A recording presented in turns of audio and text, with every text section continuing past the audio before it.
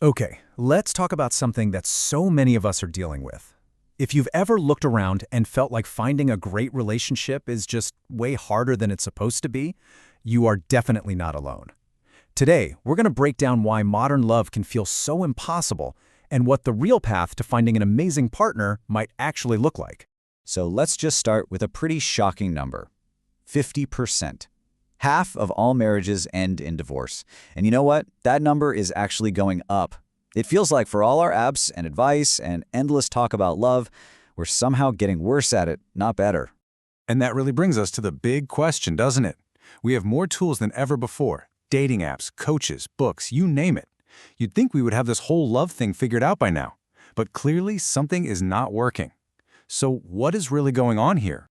All right, to figure that out, we need to dig into the root of the problem. Let's explore why modern love so often feels like it's just set up to fail from the start. And let's just be real for a second. The pain of being single is legitimate. We're talking about those lonely nights, the cringy questions from family at holidays, and that constant nagging feeling that you're just waiting for your life to really begin. It's a tough place to be, for sure. And this is where we get to the core of the problem. It seems our go-to strategies for finding love are just fundamentally wrong. The source material for this explainer calls it the outward-in trap. We spend all our time and energy trying to figure out other people when we should be looking inward. You know the drill, right? We're trying to figure out if someone is anxiously attached, what their love language is. We're analyzing their texts with our friends like we're cracking a code. And look, these tools aren't useless. They can be super insightful. But the problem is how we use them. The focus is always on the other person.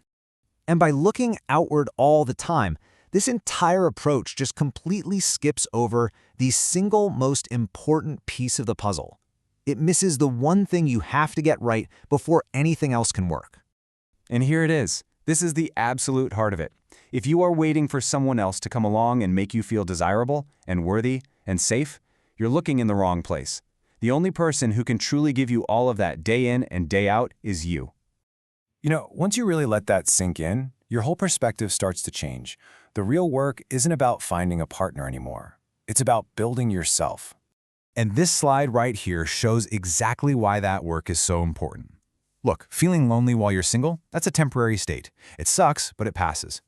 What's so much worse is being in a relationship that actively drains your soul every single day because you chose to settle. That isn't a circumstance. That's a painful choice. So this totally reframes the entire mission, right? The goal isn't just to find someone to fill the space next to you. The real goal is to get happy, to become a whole, fulfilled person completely on your own terms. And this leads to such a powerful shift in your mindset. You start seeing your single time not as some horrible waiting period, but as an active, even exciting opportunity for growth. Let's call it your reinvention season. Now you might be thinking, okay, that sounds nice, but is it realistic? Well, the author of our source material has actually been living this. He's been single for 6 years, and he argues that doesn't make him less of an expert on love, it's what makes him a better one. You can see his journey laid out right here. It's a total transformation, from chasing happiness in other people to actually creating it from within.